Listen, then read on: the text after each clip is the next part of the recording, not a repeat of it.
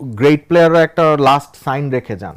Modric পর্তুগালের এগেইনস্টে শেষ পর্যন্ত লড়াই করেছেন। লিওনেল মেসিকে আমরা প্রতি ম্যাচেই দেখছি। ইংল্যান্ড দলটা আমরা দেখেছি যে তারা গ্র্যাজুয়ালি ইমপ্রুভ করেছে, স্পেশালি হ্যারি কেনের পারফরমেন্স টপ নচ। 80 মিনিট পর্যন্ত যদি সাকসেসফুল থাকেন 10 মিনিটে আপনাকে ডিস্ট্রয় করে ফেলতে পারে ফ্রান্স। নরওয়েকে ভাবি নাই যে নরওয়ে এই পর্যন্ত আসবে, ব্রাজিলকে আউট করে দেবে। ইংল্যান্ড, আর্জেন্টিনা, স্পেন, ফ্রান্সের মতো বড় দলগুলো আসলে বিশ্বকাপটা জিততেই আসছে।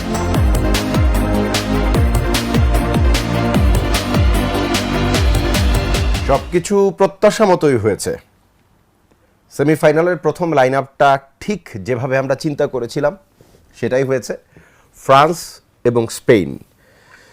বেলজিয়ামের গোলকিপার, রিয়াল মাদ্রিদের গোলকিপার, আমি যদি তর্ক করতে চাই, তর্ক করা যাবে যে তিনি এই মুহূর্তে দুনিয়ার সেরা কিপারদের একজন, বা সেরা কিপার যেটাই বলি না কেন। থিবো কোর্তোয়া ম্যাচটা হারার পরে বলেছেন যে স্পেন এবং ফ্রান্স ম্যাচের চ্যাম্পিয়ন দলই এবার ওয়ার্ল্ড কাপ চ্যাম্পিয়ন হবে।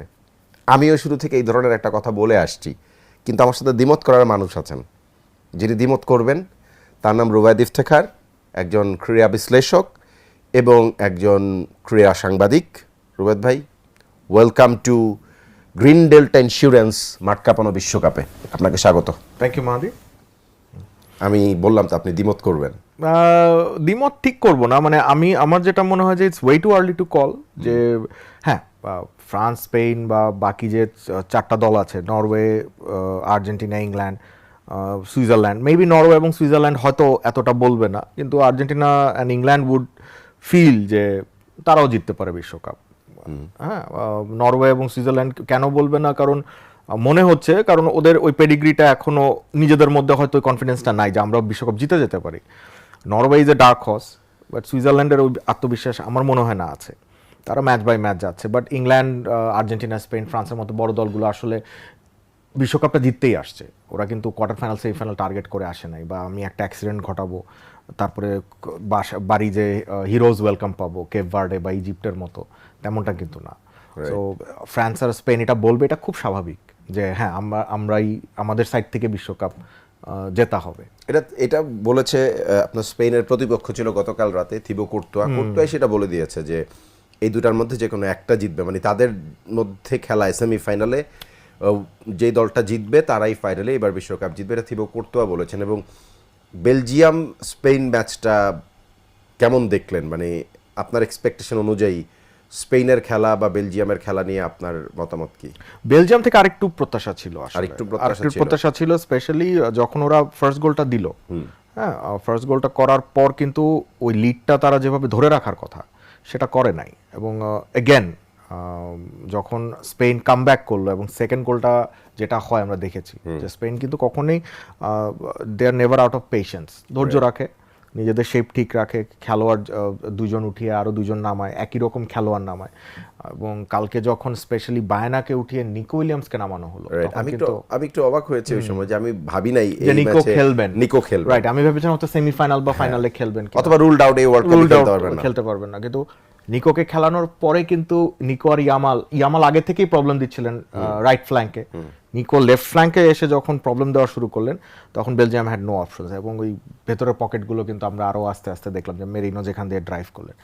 বাট এটা তো শেষের দিকে। শুরুর দিকে আপনি দেখেন বেলজিয়াম যখন স্পেনকে একটু প্রেসারে রাখছিল, স্পেনের যে আমরা জানি যে ওরা বলটা রাখতে পছন্দ করে, বেশ কয়েকবার কিন্তু বল হারিয়েছে তারা। রাইট, হ্যাঁ, এবং এইটা না করতে পারার কারণে যখন একটা গোল হয়ে গেল, আমি জানি না বেলজিয়াম কি নিজেদেরকে একটু গুটিয়ে নিয়েছিল কিনা। এবং কালকে যে লোকটার শেষ ম্যাচ ছিল আমার ধারণা, ওনাকে হয়তো আর দেখবো না, আমাদের সবারই খুব প্রিয় খেলোয়াড়, তার পারফরমেন্সে আমি অত্যন্ত হতাশ। কেভিন ডি ব্রুইনা, ওনার কাছ থেকে আই এক্সপেক্টেড মোর। ওকে, হ্যাঁ, এবং যে রোলটা কালকে আমরা রড্রির কাছ থেকে দেখেছি, ফাবিয়ান রুইজের কাছ থেকে দেখেছি, ডানি অলমোর কাছ থেকে দেখেছি, কেভিন ডে ব্রুইনার এরকম একটা লিডারশিপ রোল দরকার ছিল। বেলজিয়ামের মতো একটা দল যারা একটা দীর্ঘ সময় 2 বছর বোধহয় র্যাঙ্কিং এর টপ ছিল, রাইট, 1 নম্বর ছিল। ইনফ্যাক্ট 2022-এ আর্জেন্টিনা জেতার পরে বোধহয় রিপ্লেস করেছিল। সো তারা দীর্ঘদিন 1 নম্বর একটা দল ছিল, এবং এই খেলোয়াড়রাই কিন্তু golden generation and so and and so fourth. But Kevin De ব্রুইনার, ওই যে আমরা যেটা বলি না যে আসলে গ্রেট প্লেয়াররা একটা লাস্ট সাইন রেখে যান। মডরিচ পর্তুগালের এগেনস্টে শেষ পর্যন্ত লড়াই করেছেন, লিওনেল মেসিকে আমরা প্রতি ম্যাচেই দেখছি, কিন্তু কেভিন ডি ব্রুইনের কাছ থেকে ওরকম একটা পারফরমেন্স আমি আশা করছিলাম, যে ডু অর ডাই একটা পারফরমেন্স। আমি জানি না ইনজুর্ড ছিল কিনা, I am not so certain. মানে তাকে তো রেগুলার নাপোলি তো আগের ম্যাচে খেলিয়েছে। মানে নামায় নাই, এ ম্যাচে নামিয়েছে, পরে তুলে নিয়েছে, বাট কিছু ইয়াং এক্সাইটিং প্লেয়ার আছে, যেমন আপনি কেটেলারের পারফরম্যান্স কালকে যদি দেখেন, এর আগের ম্যাচে ইউএস এর বিপক্ষে 2টা গোল করেছেন, কালকে একটা ওদের বেস্ট প্লেয়ার ছিল এই টুর্নামেন্টে আই গেস, এবং দারুণ একটা হেডার ছিল। যেভাবে আমার পাউ কুবার্সিকে এই টুর্নামেন্টে আমি এখনো পর্যন্ত দেখি নাই যে বিট হয়েছেন। পাউ কুবার্সিকে একদম রীতিমতো বিট করেছেন, মানে সম্পূর্ণভাবে। থিবো কুর্তুয়াকে যেই সময়টাতে তুলে নিয়েছেন, একটু তার পেশিতে টান পড়েছিল, সেই জায়গা থেকে ল্যামেন্স খেলেছেন, হ্যাঁ, সেখানেই আসলে মেইন ভুলটা হয়েছে, তার কাছ থেকে বলটা ছুটে গিয়েছে, পাউ কুবার্সিরই শট ছিল সেটা, এবং খুব ডিফিকাল্ট কিছু ছিল আমার কাছে মনে হয় নাই, বাট তিনি ক্লিনলি গ্যাদার করতে পারেন নাই। পরে মিকেল মরেনো, আমি সুপার সাব বলবো, আগের ম্যাচেও পর্তুগালের বিপক্ষে নেমে গোল করে দিয়েছিলেন। আমি এই ডিসিশনটা একটু সারপ্রাইজড আসলে। আমি জানি না, হয়তো আমি তাকে ডিসরেসপেক্ট করছি, কিন্তু ওয়ারসাবাল 4 গোল করেছেন রাইট ওয়ার্ল্ড কাপে এবার, কিন্তু তাকে কিন্তু আমার কখনোই কার্যকরী স্ট্রাইকার মনে হচ্ছে না। স্ট্রাইকার নাও, সে তো স্ট্রাইকার না, বাট খেলে না কখনো। স্পেন যে পরিমাণ সুযোগ ক্রিয়েট করে বক্সের ভেতর, আপনি দেখেন গতকালকের ম্যাচেও প্রথমার্ধের 30 মিনিটের দিকে ইয়ামালের একটা ক্রস ছিল, বল কেউ ছিল না ভিতরে, নোবডি ওয়াজ দেয়ার। আপনি যখন স্ট্রাইকার হবেন বা ফরওয়ার্ড হবেন, আপনার দায়িত্ব না হোক, আপনার তো বলটা নিতে যাইতে হবে। স্পেনকে আমরা জানি যে হ্যাঁ ওরা গোল বেশি করে না, 2 গোল 1 গোলে ম্যাচ কমপ্লিট করে ফেলে, বাট মেরিনো যদি স্টার্ট করতেন, স্পেনের খেলাটা আমার ধারণা আরেকটু ধারালো হতো। ওয়ারসাবাল আসলে আই থিঙ্ক মেরিনোর রোলটাতে বেটার করবেন সাবস্টিটিউট হিসাবে। হ্যাঁ, মানে মেরিনো শুড স্টার্ট।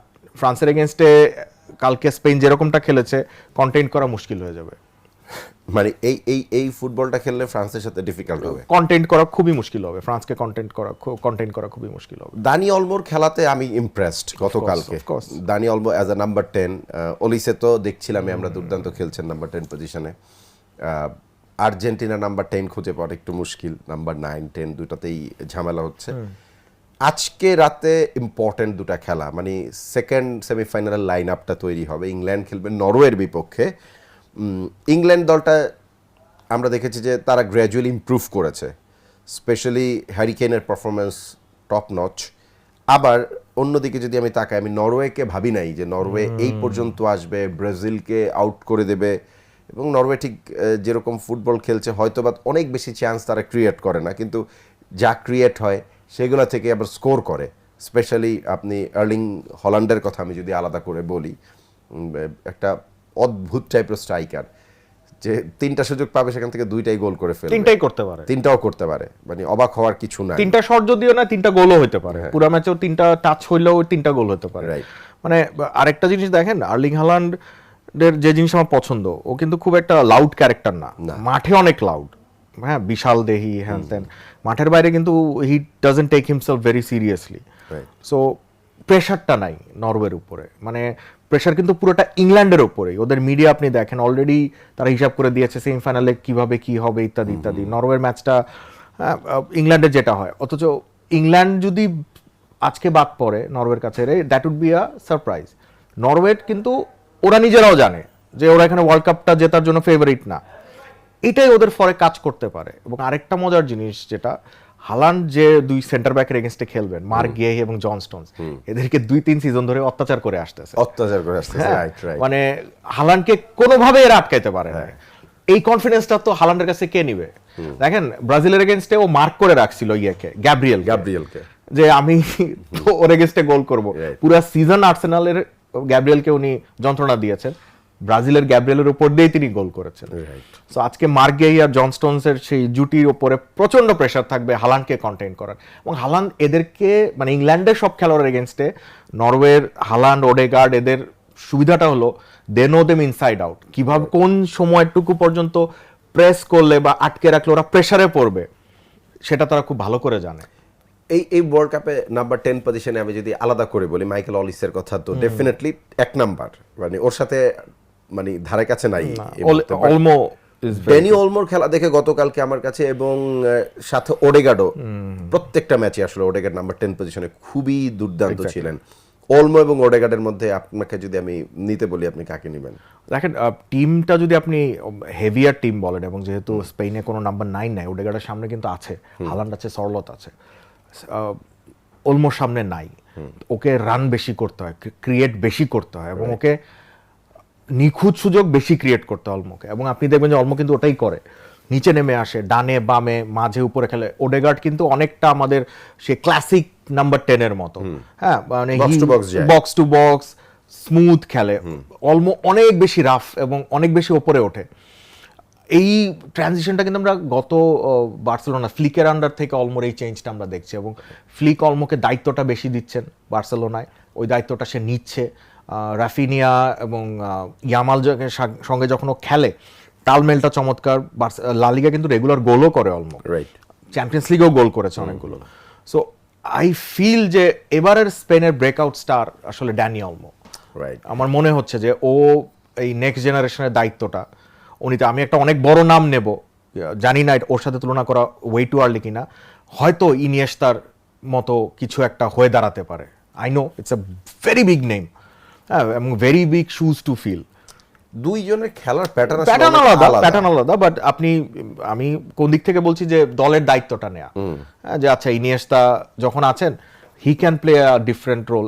এখন না, অলমোর বয়স তো অনেক কম, 4-5 বছর পর আমি জানি না যে ইনিয়েস্তার রিপ্লেসমেন্টটা আমরা দেখতে পারবো কিনা অলমোর মধ্যে। আমরা সেটা আসলে পেদ্রির মধ্যে দেখছিলাম। পেদ্রিকে গতকালকে ফ্যাবিয়ান রুইজকে আসলে আগে খেলানো হয়েছে, পেদ্রিকে পরে মাঠে নামানোর পরে খেলা অনেক ডিফারেন্ট ওয়েতে কাজ করেছে, আমরা সেটা দেখেছি। এবং নিকোকে নামানোতে স্পেন দলটা আস্তে আস্তে মনে হয় যে সময়ের সাথে সাথে সেই পাপ হচ্ছে। এবং দেখেন স্পেন নিয়ে কিন্তু আমরা এই আলোচনাটাও করেছি লাস্ট আপনার সঙ্গে একটা শোতে, যে স্পেন টুর্নামেন্টটা যত যায় তত ওরা স্ট্রং হতে থাকে। এবং আপনি দেখেন ফ্রান্সের সঙ্গে ওরা খেলবে, ওদের কিন্তু দুই left right wing ready, Yamal এবং নিকো উইলিয়ামস। এবং এখন ফ্রান্সের জন্য আপনি বলতে পারেন যে উইং প্লেটা ইজি হবে না। ওদের যে দুই উইং ব্যাক রয়েছে, থিও হার্নান্ডেজ এবং ওই পাশে জুলস কুন্ডে, যে বার্সেলোনা ইয়ামালের সতীর্থ, so not going to be easy. হ্যাঁ, ফ্রান্সের যে অ্যাটাকটা রয়েছে, এটা আসলে গত 4-5 বছরে আমি এরকম অ্যাটাক কোনো ফুটবল দলের দেখি নাই, ক্লাব ফুটবলে বলেন বা ইন্টারন্যাশনাল। ওলিসে, ডেমবেলে এবং এমবাপে, ডুয়ে অথবা বারকোলা, মানে যেই খেলুক, এবং দে আর স্কোরিং গোলস ফর ফান। মানে এটা সব থেকে ভয়াবহ ব্যাপার, যে আপনি 80 মিনিট পর্যন্ত যদি সাকসেসফুল থাকেন, 10 মিনিটে আপনাকে ডিস্ট্রয় করে ফেলতে পারে ফ্রান্স। সো স্পেনের আমরা কালকে দেখলাম যে যখন পাউ কুবার্সি স্লিপ করতে পারে, তার মানে ওদের স্পেনে ডিফেন্স ভুল করতে পারে। বাট মানে আইমরিক লাপোর্তে, আমার কাছে লাপোর্টকে খুব একটা খারাপ লাগে না। লাপোর্ট গতকালকে বেশ কিছু ভালো ক্লিয়ারেন্স করেছে, ট্যাকল মার্ক করেছে। তার একটা ট্যাকল তো খুবই ভালো ছিল, খুবই চমৎকার একটা ট্যাকল করেছে, খুবই ক্যালকুলেটিভ। গতকালকে আমরা ইয়ামালকে দেখলাম যে একটা আপনার প্রফেশনাল ফাউল করলেন। এটা আর্জেন্টিন প্লেয়ারদের মধ্যে, আবার ইজিপ্ট ম্যাচে আমি এরকম একটা প্রফেশনাল ফাউল দেখিনি, যেটা দরকার ছিল। ওই যে হাইসাম যে বলটাকে নিয়ে ভেতরে ঢুকে গিয়েছিলেন, সেই সময় ফাউল করা যেত, ইজিলি করা যেত। সেটা কারো ইয়েলো কার্ড ছিল না, কারো ইয়েলো কার্ড ছিল না, এবং এটা ক্যালকুলেটিভ একটা ফাউল বা একটা প্রফেশনাল ফাউল। মেবি হাইসাম যখন নামছিলেন বা উঠছিলেন আর কি, আর্জেন্টিনার দিক থেকে তো নামছিলেন, তখন যেহেতু আপনার সিঙ্গেল ম্যান ছিলেন, ফাউল করলে হয়তো রেড কার্ড হতো। এই কারণে আমি জানি না, এটা একটা লজিক থাকতে পারে তাদের মাথায়, একটা বাজে ফাউল হয়ে যেতে পারে, রেড কার্ড ফাউল হয়ে যেতে পারে, সে কারণে করে নাই। বাট স্প্যানিশ ডিফেন্সের যে জিনিসটা আসলে বেলজিয়ান অ্যাটাকার ফ্রেঞ্চ অ্যাটাকের মধ্যে পার্থক্যটা আকাশ পাতাল। এবং আপনি দেখেন এমবাপে কিন্তু বক্সে ঢোকেই না, যা করে বক্সের বাইরে থেকেই করে। হ্যাঁ, এবং গোল ম্যাক্সিমামই বক্সের বাইরে থেকে, ওই তার সেই ট্রেডমার্ক ব্যান্ড। হ্যাঁ, তার 20টা গোল আমি দেখলাম। 20টা গোলের মধ্যে তার মানে ডান প্রান্ত থেকে যেটা আর কি, বক্সের বাইরে থেকে বা বক্সের ভেতর থেকে গোল করেছেন 10টা, লাইন বরাবরই গোল করেছেন 4টা। মানে বক্সের ভেতরে কিন্তু নাই, খুব কম। মানে বক্সের ভেতরে আছে 6 ইয়ার সার্কেলের ভেতরে 4টা গোল আছে। আমি গতকালকে তার সেই মানে 20% হচ্ছে তার বক্সের ভেতর থেকে, যে কোন পজিশন থেকে গোল। সো সেই ক্ষেত্রে কিন্তু আপনার স্পেনের একজনকে খুব ভয়াবহ ভালো হতে হবে, ওই লোকটার জায়গাটা নিয়ে আমি একটু ডাউটফুল। উনাই সিমন, হ্যাঁ, গতকাল একটা গোল খেলেন। আমাকে ওকে কনভিন্সিং কালকে মনে হয় না, এবং পুরো টুর্নামেন্টেই মনে হয় না। এখন যেহেতু তার কাছে বল যায় না, ডিফেন্সিভ বলটা অনেক ভালো করেছে, স্পেন এত শক্ত প্রতিপক্ষ পায় নাই। ডাভিড রায়া আর গার্সিয়া কেন খেলতে পারতেছে না, আই রিয়েলি ডোন্ট নো। হ্যাঁ, মানে একজন লা লিগার বেস্ট গোলকিপার অ্যাওয়ার্ড পেয়েছেন, একজন ইংলিশ প্রিমিয়ার লিগের বেস্ট গোলকিপার অ্যাওয়ার্ড পেয়েছেন। আমি জানি না সেমিফাইনালের মতো ম্যাচে হয়তো এরকম একটা বড় চেঞ্জ করবেন না। না, আমার কাছে মনে হয় না। ইউনাই সিমনকে আসলে দে লা ফুয়েন্তের পছন্দ এবং লম্বা সময় ধরে তাকেই খেলাচ্ছে। এক্স্যাক্টলি তাকে সেইভাবে পরীক্ষা দিতে হয়। ব্যাপারটা কি অনেকটা এরকম হচ্ছে না? মানে আমি জানি না মাহাদি, যে কাসিয়াস যখন ছিলেন তখন ডেভিড ডে হায়া উঠতি গোলকিপার ছিলেন, পেপে Reyna was in better form, দারুণ লিভারপুলের আউটস্ট্যান্ডিং ফর্মে ছিলেন। ভিক্টর ভালদেসও কিন্তু খারাপ করেনি বার্সেলোনার হয়ে, ট্রেবল জেতা গোলকিপার ছিলেন, ওটা তার বেস্ট টাইম ছিল। দেখেন এখানে আমার একটা জায়গায় আপত্তি, যে কাসিয়াস মানে উনাই সিমন হয়তো ভালো কিপার, কিন্তু কাসিয়াস না। এবং কাসিয়াসের যে লিডারশিপ কোয়ালিটি, তিনি পুয়োল এবং জাভি তিনজন মিলে পুরা স্পেন টিম না শুধু পুরা ড্রেসিং রুম কন্ট্রোল করতেন। কোচ কিন্তু যে কোনো সিচুয়েশনে, এবং নিশ্চয়ই আমাদের খেয়াল আছে ওই যে 2010 যখন সুইজারল্যান্ডের কাছে ফার্স্ট ম্যাচটা হেরেছিল, এরপরে এই তিনজন কিন্তু ড্রেসিং রুমে বক্তব্য দিয়েছিলেন যে এখন স্পেনকে আসলে কি করতে হবে। প্রতি ম্যাচ শেষে পুয়োল, জাভি এবং Casillas, they were the leaders of the dressing room.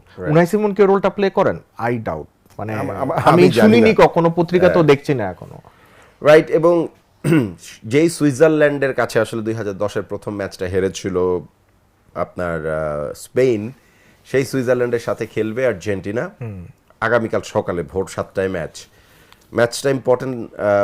আর্জেন্টিনার জন্য সম্ভবত আর একটু সহজ হয়ে গেছেই, মানে তাদের বেস্ট প্লেয়ার ইউহান মানজাম্বি তিনি ম্যাচটা খেলতে পারবেন না। না, ওদের তো আরো ভালো প্লেয়ার আছে, ওদের ভালো প্লেয়ার আমি যদি বলি যে এমবোলো রয়েছে, এনদয়, এই হচ্ছে তার অ্যাটাকের তিনজন।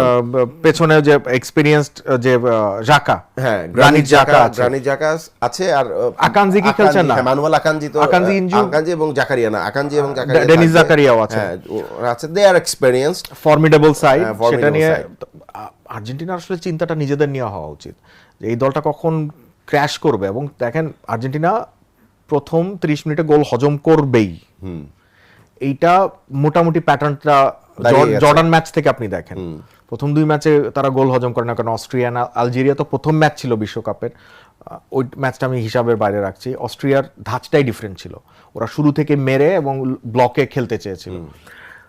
জর্ডান ম্যাচ থেকে আপনি দেখেন আর্জেন্টিনা কাউন্টার অ্যাটাকে অত্যন্ত দুর্বল মনে হচ্ছে আমার কাছে। প্রথমে একটা গোল হজম করে, ডিফেন্ডার উপরে উঠে যায়, কাউন্টার অ্যাটাকে একের পর এক গোল। ইজিপ্ট যেটা দেখিয়ে দিয়েছে ট্রানজিশনে খুবই বাজে অবস্থা, এবং সেটা হওয়াটাই স্বাভাবিক, কারণ কুটি রোমেরো আর লিচা মার্টিনেজ অনেক উপরে উঠে থাকেন।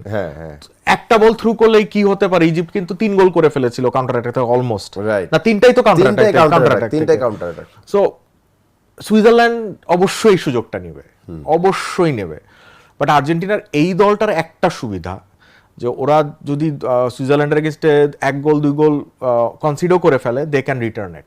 ওকে, হ্যাঁ, কারণ আমরা দেখেছি যে Argentina actually can break the low block. আমরা ইজিপ্টের এগেইনস্টে দেখলাম যে যখন লো ব্লক ভাঙছিল না এবং যখন প্রেসার বাড়ছিল, লিওনেল মেসি নিজে ফ্ল্যাঙ্কে সরে যে চান্সেস ক্রিয়েট করছিল, ওইখানেই চেঞ্জ হয়েছে। সো মেসিকে যদি আমরা এই রোলে দেখি, আসলে সেটা তো কিছু বলার নাই। মেসি হয়তো বা লং টার্ম এই একটু ওয়াইড পজিশনে গিয়ে অপারেট করতে পারবেন না, বাট 20 মিনিট করলেই আসলে যথেষ্ট। এবং লিওনেল মেসিকে আসলে আটকানোর মতো খেলোয়াড় তো এখন পর্যন্ত দেখছি না, এই বিশ্বকাপ পর্যন্ত আমি দেখি নাই। মানে সেটা অবশ্য ডিফেন্ডাররা 20 বছর ধরে চেষ্টা করছে, খুব কম ম্যাচে লিওনেল মেসিকে, মানে লিওনেল মেসির খুব টাফ একটা পরীক্ষা নিতে পারতেন নুনো মেন্দেস, নাই, আউট হয়ে গিয়েছে। নুনো মেন্দেস আমার কাছে মনে হচ্ছে যে মানে এই সময় সেরা ফুলব্যাকদের একজন, বাট আনফরচুনেটলি তার দল নাই। আর পর্তুগাল যদি শুরুতে তার মতন করে গ্রুপ চ্যাম্পিয়ন হয়ে আসতো, হয়তো কোয়ার্টার ফাইনালে আমরা আর্জেন্টিনা ম্যাচটা দেখতে পারতাম, পয়সা উসুল ম্যাচ থাকতো। ব্রাজিলও যদি ঠিকঠাক মতন সব করতো, সেমিফাইনালে ব্রাজিল আর্জেন্টিনা দেখতাম। এবং আজকে দেখেন নরওয়ে ইংল্যান্ডের জায়গায় আমরা ব্রাজিল ইংল্যান্ড ম্যাচটা দেখতাম, কি মানে ইন্টারেস্টিং। আমি আসলে যে দলগুলো পর্যন্ত উঠে এসেছে তাদের প্রতি রেসপেক্ট রাখতে চাই। অনেকেই বলে যে আর্জেন্টিনা সহজ প্রতিপক্ষ পেয়েছে বা স্পেন সহজ প্রতিপক্ষ পেয়েছে, আর্জেন্টিনার দোষ না রে ভাই, দোষ না, মানে তার অপোনেন্টরা ঠিকঠাক মতন জিতে আসে নাই, দ্যাটস ওয়াই তার প্রতিপক্ষ সহজ হয়ে গেছে। আর বাংলাদেশের মানুষ আসলে যারা ফুটবল দেখেন, তারা আবেগটা বেশি, মানে বুদ্ধিশুদ্ধি বা জানাশোনা হয়তো একটু ঘাটতি রয়েছে। কারণ যারা বলছেন যে গ্রুপিং সহজ হয়, এটা মানে সহজ না হওয়ার কোনো উপায় নাই, কারণ ফিফার যে পট থাকে তারা ওইভাবেই বলগুলো রাখে, যে এক কনফেডারেশন, মানে ইউরোপের 2টা দল যেন এক গ্রুপে না পড়ে, নিয়ম আছে, টপ 10 দলগুলো যেন একই গ্রুপে না পড়ে, আয়োজক দেশ যেন এক গ্রুপে না পড়ে। অনেক কিছু মানতে হয়, মানে যারা বলেন যে আসলে সুবিধা দেওয়া হয় হ্যান ত্যান, জিনিসটা এত সহজ না আসলে। এটা মানে ফ্রাস্ট্রেশন, আউট অফ ফ্রাস্ট্রেশনও Of course, বলেন, of অনেক course. সময় না জেনেও বলেন, তবে মানে ফ্রাস্ট্রেশনটাতে কিন্তু একজন দুজন লোকের মৃত্যু হয়ে গেছে। এক্স্যাক্টলি, মাহাদি, এটা আমার কাছে এটা খুব অবাক লাগে। মানে তো আমি এটা বিশ্বাস করতে চাই না আর কি, যে এইসব ফ্রাস্ট্রেশন থেকে মারা গিয়েছে একটা দলের জন্য, অন্য কোনো ঝামেলাও মনে হচ্ছিল, এটা আমি আমি আমি আমি জানি না, বাট না, আমি এটা বিশ্বাস করতে চাই না, আমার কাছে খুব খারাপ আমারও লাগে এটা সেটা শুনতে। বিশ্বাস করতে কঠিন লাগে। হ্যাঁ, মানে একটা পর্যন্ত আপনি সাপোর্ট করেন, ব্যান্টার করেন, বন্ধুকে জ্বালাতন করেন, সব ঠিক আছে, হ্যাঁ। মজা করেন, কিন্তু মৃত্যু ব্যাপারটা অনেক বড় আর কি। অনেক বড়, এটা অনেক শোনার বড়। পর আসলে আমি এই ফ্যান কালচারটা নিয়ে আর কমেন্ট করা বন্ধ করে দিয়েছি আর Right, কি। exactly. এটা নিয়ে আর করতেও চাই না। আর রুবেদ ভাই, আমি ইংল্যান্ড নরওয়ে ম্যাচটা আমার কাছে কেন জানি মনে খুব ইন্টারেস্টিং একটা ম্যাচ হবে, কারণ এই আপনার ওডেগার্ড বলেন, আমি তো ডেফিনেটলি সরলথের কথা আলাদা করে বললে আমি সরলথের খেলা নিয়ে ইমপ্রেসড না। প্রথমত তার পেস নাই অ্যাজ আ Pace নাই, উইঙ্গার, pace নাই। দ্বিতীয় হচ্ছে হোল্ড করতে পারেন কিন্তু ওই রকমের না। বাট নুসাকে নিয়ে আমি মানে এক্সপেক্ট করি বেশি। নুসার ড্রিবলিংটা ভালো, যেমন গতকালকে আমরা জেরোমি ডোকুকে দেখেছি, ডোকু যখনই পাচ্ছিলেন বল 1 ভার্সেস 1-এ ম্যাক্সিমাম সময় তিনি অপোনেন্টকে বিট করেছেন, এবং রুমেলো লুকাকু এবং ডোকুর কম্বিনেশনটা যখন তৈরি হয়েছিল আপনার ইন ট্রানজিশনে, ডেফিনেটলি লাইন ঠিক রাখার কোনো ব্যতিক্রম ছিল স্পেনের জন্য, বাট সেটা হয় নাই কেন জানি, মানে ডোকু বা আপনার লুকাকুর মধ্যে সেই কম্বিনেশনটা গ্রো করে নাই, স্পেনে উল্টা গোল করে ফেললো। সেই জায়গায় আমি যদি বলি যে আপনি ওডেগার্ড, এক পাশে সোরলথ, সামনে আপনার হল্যান্ড, আর এই পাশে হচ্ছে নুসা, তার নিচে এখনো পর্যন্ত খুব একটা আলোচনা হয় না। ওই যে সানডে বার্গে আর হচ্ছে আপনার অ্যান্টনি বার্গ, এই দুটা প্লেয়ার নিয়ে আলোচনা হয় না, তারা আন্ডার রেটেড, বাট তারা কিন্তু একজন তাদের কাজটা 6, ঠিক একজন মতোই 8, তারা করছেন। কিন্তু, এবং আপনি যদি লাস্ট ম্যাচে সানডেবার্গের পারফরমেন্স দেখেন, খুবই চমৎকার পারফরমেন্স ছিল তার, work rate very high, recovery খুব দেখেন, ভালো। ওদের বার্গ এবং বার্গের রাইট, এই দুজনের মূল কাজটা যেটা, যে আপনাকে মিডফিল্ডটাকে চাপিয়ে ফেলা, শ্রিঙ্ক করে ফেলা, প্রতিপক্ষ যেন খেলতে না পারে, এবং ব্রাজিলের এগেইনস্ট কিন্তু তাই করেছে। এক নম্বর কথা, ব্রাজিলের মিডফিল্ড প্রবাবলি ওয়ার্ল্ড কাপের সবথেকে খারাপ মিডফিল্ড নিয়ে আসছিল ওরা। Definitely. আমি জানি না ব্রাজিলে মানে কেন এত বাজে মিডফিল্ড এই দলটার, যে দলে একসময় আমাদের সবার প্রিয় খেলোয়াড় কাকা খেলতেন, মানে ব্যালন ড'র জয়ী, এবং তার মতো কোয়ালিটি প্লেয়ার গত 20 বছর খুব কম এসেছে, খুব কম এসেছে। হ্যাঁ, কাকা যেহেতু প্লেয়ার ছিলেন না, আমরা ওকে আন্ডাররেট করি, কিন্তু কাকা অনেক মানে ও এক্সট্রাঅর্ডিনারি, মানে এক্সট্রাঅর্ডিনারি, মানে ওকে নিয়ে কিছু বলা নাই। কিন্তু এবারে যদি আমি দুইটা দলের মিডফিল্ডের সমালোচনা করি, একটা হচ্ছে ব্রাজিল, আর একটা হচ্ছে সবথেকে বড় ডিসঅ্যাপয়েন্টমেন্ট পর্তুগালের মিডফিল্ড। হ্যাঁ, অথচ আমরা সবথেকে আলোচনা ছিল এবং সবথেকে ইনফর্ম ছিল জাও নেভেজ, ভিতিনিয়া এবং হচ্ছে ব্রুনো ফার্নান্ডেজ, এর চেয়ে ভালো আর কি হইতে পারে, অথচ পুরা ফ্লপ। আর ব্রাজিলের আসলে কোয়ালিটি ছিল, মানে quality গিমারেশ, ছিল না। পাকেটা, কাসেমিরো একসময় লেজেন্ডারি ছিলেন, বাট ওই দিন শেষ। তো নরওয়ের এগেনস্ট আমরা কি দেখেছি, যে ওরা আসলে ওদেরকে জায়গাটা দেয় নাই, বার্গে এবং বার্গ মিলে একেবারেই চাপিয়ে খেলেছেন। এবং ইংল্যান্ডেরও কিন্তু মিডফিল্ডটা আমি কনভিন্সড না। ওকে, হ্যাঁ, ওদের ম্যাচ বের করতে হয়েছে কিন্তু মিডফিল্ডকে না, জুড বেলিংহাম এবং হ্যারি কেইনকে। এবং আপনি এই ইংল্যান্ডের দলটা থেকে হ্যারি কেইনকে বাদ দেন, আর্জেন্টিনা দলে মেসি ঠিক যতটা জরুরি, ইংল্যান্ডে হ্যারি কেইন প্রবাবলি আরো বেশি জরুরি, right, if I am not mistaken. এবং হ্যারি কেইনকে যদি আপনি ইংল্যান্ড টিম থেকে বাদ দিয়ে দেন, ইউ ওয়ন্ট ফাইন্ড যে গোল কোথা থেকে আসছে। জুড বেলিংহাম ঠিক আছে, কিন্তু উনি প্রতি ম্যাচে 2 গোল করবেন না। এবং ইংল্যান্ড কিন্তু গোল লিগ করেছে প্রতি ম্যাচেই অলমোস্ট। হ্যাঁ, মানে ওদের ডিফেন্স লাইনে তো কোয়েশ্চেন রয়েছে, টুখেলের উপরে প্রচন্ড সমালোচনা যাচ্ছে, অবভিয়াস। ব্রিটিশরা তো এমনি নন ব্রিটিশ কাউকে সহ্য করতে পারে না। হ্যারি ম্যাগুয়ার কি তো নেয় নাই, আর কি করছে ম্যাগুয়ারকে তো কেন নেয় না, এটাই বড় প্রশ্ন। হ্যাঁ, মার্ক গেহি এবং জন স্টোনস, মার্গেই তো ভালোই, খারাপ কি জন স্টোনস? এখন জন স্টোনস, মার্ক গেহি ভালো খারাপ প্রশ্ন আলাদা, হালান্ডকে আটকাতে পারবেন কিনা বক্সে? হালান্ড আপনি দেখেছেন যে ব্রাজিলের এগেইনস্টে ও তাড়াহুড়া করে নাই। ব্রাজিলের কিন্তু মার্কিনিয়স ওয়ার্ল্ড ক্লাস ডিফেন্ডার, এটা আপনি অস্বীকার করার কোনো উপায় নাই। মার্কিনিয়স এবং অবশ্যই তার সাথে গাব্রিয়েল, রাইট, দুজনেই খুব ভালো। হালান্ড ওদেরকে কিন্তু অলমোস্ট বলা যায় যে একদম যে মানে জ্যাক ইন দ্য বক্সের মতো ইউজ করেছেন, যে ঠিক আছে আমি যখন খুশি তখন বক্সে ঢুকে আপনাদেরকে বিরক্ত করব। এবং ও গোল 2টা করছে বক্সের বাইরে থেকে, একটা হেডে আর একটা বাইরে থেকে। ওইটা তো মানে সেট পিস বসায় মারলো মনে হলো যে ডেড বল থেকে মারছে। তিনজন ডিফেন্ডার দাঁড়ায় দেখলো এবং ওটার ওই টাইমটা দিল, সে তার মতন করে জিনিসটাকে সেট করে দিল। আজকেও কিন্তু ম্যাচটা ডিসাইড হতে পারে মিডফিল্ডে, রাইট। এবং সেই ক্ষেত্রে নরওয়ে কিন্তু they have a very good midfield. হ্যাঁ, দে হ্যাভ মানে ভালো, এটা সিংটা খুব ভালো। আমি আপনাকে যদি প্রেডিক্ট করতে বলি তাহলে ইংল্যান্ড নরওয়ে ম্যাচের প্রেডিকশন কি হবে? এটা একটা difficult match, this is way to difficult to call আসলে। বাট যেহেতু ইংল্যান্ড বড় দল বলতে বেশি ওয়ার্ল্ড কাপ এক্সপিরিয়েন্স আছে, Right. হ্যারি কেনের এক্সপিরিয়েন্স অনেক, জুড বেলিংহামের এক্সপিরিয়েন্স অনেক। সাকা গর্ডন, আমার কাছে মনে হয় যে না, দলটা যথেষ্ট ভালো আছে। আমার বিবেচনায় আমার কাছে এই দলটাকে বেশ ফর্মিডেবল আই লাগে। Think 2-1 to England. 2-1 to England, right. এটা মানে আমারও মনে হয় যে এরকমই একটা কিছু হইতে যাচ্ছে। আর যদি তারা মানে কোনোভাবে ইংল্যান্ডের সেন্টার ব্যাক দুইজন মিলে, জন স্টোনস এবং এই মিলে যদি ইয়াকে আটকায় রাখতে পারে, হল্যান্ডকে। হ্যাঁ হল্যান্ডকে যদি আটকাইতে পারে তাহলে ডেফিনেটলি 2-0 হইতে পারে, আমার কাছে এটা ধারণা। বাট 2-1 এটা খুবই অ্যাকসেপ্টেবল। আর্জেন্টিনা সুইজারল্যান্ড, এটা আমি প্রেডিক্ট করতে চাই না, কারণ এখানে আমার ব্রেন কাজ করে না। ওকে, হ্যাঁ, এখানে আমার হার্ট কাজ করে, ওখানে আবেগ কাজ করে, আবেগ কাজ করে, এখানে আমার ব্রেন কাজ করে না। হ্যাঁ। My heart Sage Argentina will go through. Score line আমি জানি না, গোল খাবে আর্জেন্টিনা, আগে গোল খাবে ফর শিওর। সেটা শোধ করবে পরে। এবং ওই আমরা যারা আর্জেন্টিনার ভক্ত আছি তারা আরো একবার হার্ট অ্যাটাক করতে যাবে। হ্যাঁ, শেষ 10-15 মিনিট হয়তো মানে ইমোশন নিয়ে খেলা চূড়ান্ত। আই রিয়েলি ডোন্ট নো, মানে আর্জেন্টিনা দলকে সাপোর্ট করা খুব স্ট্রেসফুল ব্যাপার হয়ে গেছে। একে তো মাঠের বাইরে আপনার ডিফেন্ড করতে হয় সারাক্ষণ, মাঠে যখন আপনি খেলা দেখতে বসেন একটা আরাম করে খেলা দেখার কোনো উপায় নাই। মানে দ্যাটস দ্য কেস। ফ্রান্সের সাপোর্টার হলে চোখ বুজে আরাম করে খেলা দেখা যাবে, ওকে আর যাই হোক একটা বারও মনে হয় না এই দলটা হারবে। এবং দেখেন মাহাদি, মানে ফ্রান্সের যারা সাপোর্টার আছে বা পর্তুগালের সাপোর্টার আছে, ওরা জানে যে এই দলটা 4 বছর পরে একটা ওয়ার্ল্ড কাপ জয়ী দল নামাইতে পারবে। মেসি চলে গেলে আর্জেন্টিনা কোয়ালিফাই করবে এই দল নিয়ে? আমার তো সন্দেহ, মানে এই সন্দেহ আমার। আপনি দেখেন গত 20 বছরে আর্জেন্টাইন ফুটবলে মেসি ছাড়া কিচ্ছু ছিল না, নাই। 14 ওয়ার্ল্ড কাপেও এই লোকটা ফাইনালে নিয়ে গেছিল, 10-এও তার ম্যারাডোনা কোচ ছিলেন, দায়িত্ব পড়ছিল মেসির ঘাড়ে। 6-এ বাদ পড়ছিল, কোশ্চেন উঠছিল পেকার ম্যানকিনের যে মেসিকে কেন জার্মানি ম্যাচে খেলায় নাই। 18-তে গালি খেয়েছে মেসি, 22-এ জিতলো, এবারও টানছে দলটাকে। পরের ওয়ার্ল্ড কাপে কি হবে? সেটা আমিও এই দলে কিছু খুঁজে পাই না আসলে, এখনো পর্যন্ত কিছু দেখি না।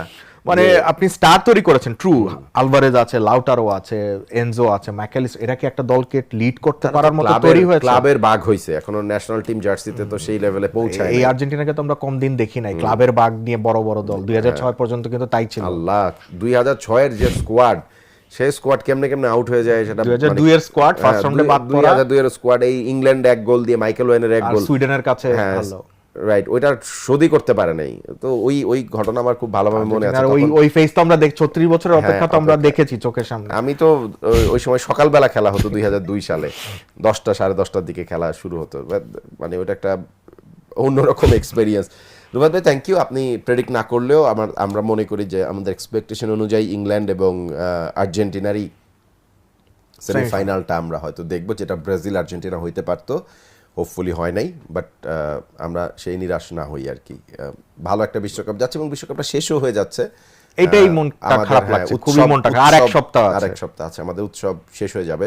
বাট এরকমই হয়, 4 বছর পর এটার জন্য অপেক্ষা করে থাকে, কারণ এটা তো বিউটিফুল, বা ফুটবল বিউটিফুল, দ্যাটস ওয়াই হয়তো ক্লাব ফুটবলে ঢুকে যেতে হবে আমাদের, সেটা আমরা খুব থ্যাংক ইউ প্লেজার। রাইট, সবসময় আসলে আবেগ কাজ করে যখন আর্জেন্টিনার জার্সিতে বাংলাদেশের ভক্তরা চিন্তা করে, বিবেক কাজ করে না, কিন্তু বিবেক কাজ করানো খুব জরুরি। ফুটবল একটা টেকনিক, এটা জিওমেট্রি মেনে চলে, এখানে আবেগ তো ইম্পর্টেন্ট, বাট আবেগের চেয়ে একটু বিবেক যদি আমরা খাটাই, হোপফুলি মানে বাজে কিছু হবে না। আজকের মতো শেষ করছি, পরের এপিসোডে আবারও দেখা হয়ে যাবে। ততক্ষণ পর্যন্ত আপনি ভালো থাকুন, সুস্থ থাকুন, আল্লাহ হাফিজ।